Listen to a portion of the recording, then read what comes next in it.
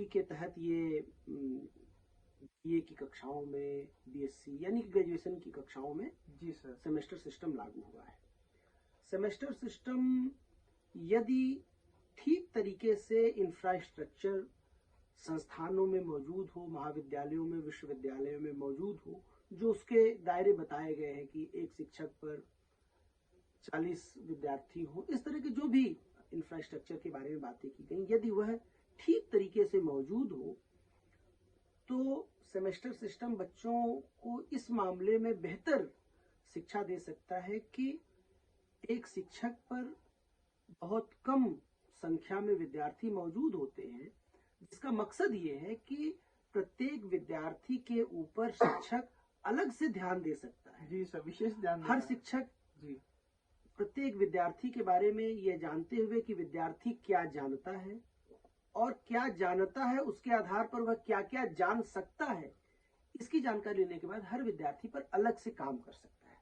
उसकी क्षमता का ज्यादा विकास कर सकता है और लगातार जिसे कहते हैं कि आत्मनिरीक्षण और मूल्यांकन और पुनर्मूल्यांकन की प्रक्रिया से गुजरते हुए हर एक विद्यार्थी की अलग अलग दिक्कतें होती हैं, तो उन अलग अलग दिक्कतों को दूर करने में काम कर सकता है, जो आमतौर पर दूसरे समयों में नहीं कर सकते हैं। जब यह अनुपात एक शिक्षक पर 100 बच्चे होते हैं तो एक शिक्षक के लिए यह संभव नहीं होता कि हर विद्यार्थी को वो जान सके, उसकी जरूरतों को जान सके, जबकि सेमेस्टर में इस बात पर जोर दिया जाता है कि वो एक विद्यार्थी की जितनी भी तरह की जरूरतें होती है शिक्षक उसको जाने और उस पर काम करे। मैं समझता हूं कि ये एक बहुत महत्वपूर्ण और जरूरी पहलू है सेमेस्टर सिस्टम का, कि जो बच्चे के विकास में और उसके न सिर्फ अकादमिक विकास में बल्कि उसके सांस्कृतिक विकास में, बल्कि उसके सामाजिक दायित्वों में, दायित्व बोध में, उसके नागरिक बोध में भी एक मददगार चीज है ये। सर, आप तो हिंदी के बुद्ध प्रतिष्ठित सर एक ख्याति नाम प्रोफेसर भी हैं, जयपुर में सर काफी सारी आपकी बुक्स भी हैं। सर, मैं ये पूछना चाहता हूँ कि जो विद्यार्थी बीए में हिंदी साहित्य पढ़ता है, एमए हिंदी साहित्य करता है, भविष्य में सर उसको रोजगारोन्मुखी क्या करियर की कुछ संभावनाएं हैं सर हिंदी के विद्यार्थियों के लिए स्पेशली? ये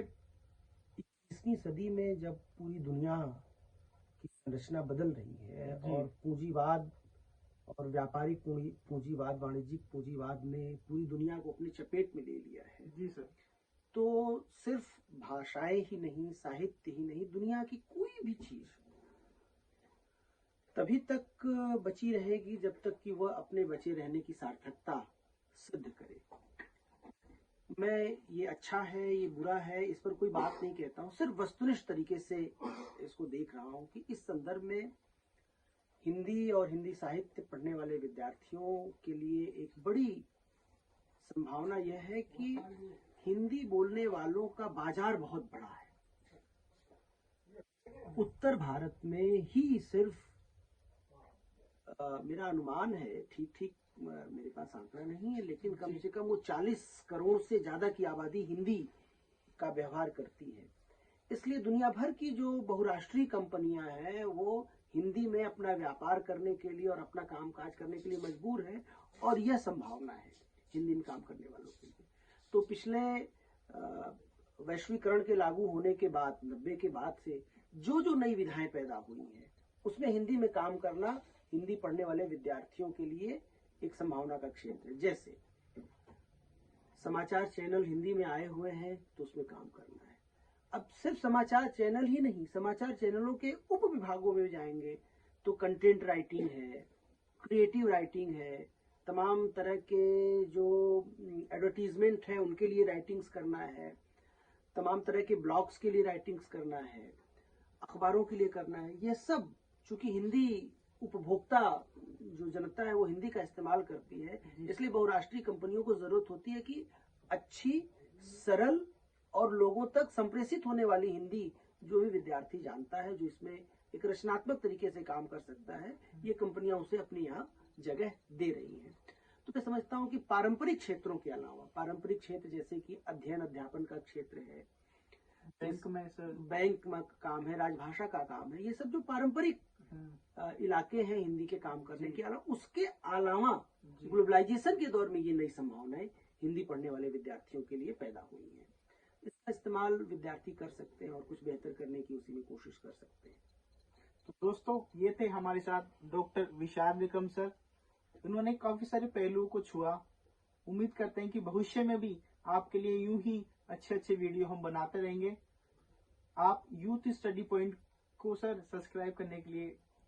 आप यूथ स्टडी पॉइंट को सब्सक्राइब करें। और नेमीचंद जी को मैं बहुत लंबे वर्षों से, लगभग 10 सालों से जानता हूं। वो एक गंभीर काम करने की कोशिश करते हैं और अपनी यूनिट में, अपनी इकाई में एक सृजनात्मक, एक बेहतर और एक भविष्यगर्भी और एक रोशन ख्याल काम करने की कोशिश करते हैं। तो आप इनका चैनल सब्सक्राइब कीजिए और उम्मीद है कि ये ऐसे ही बेहतर काम करते रहेंगे। शुक्रिया, धन्यवाद सर।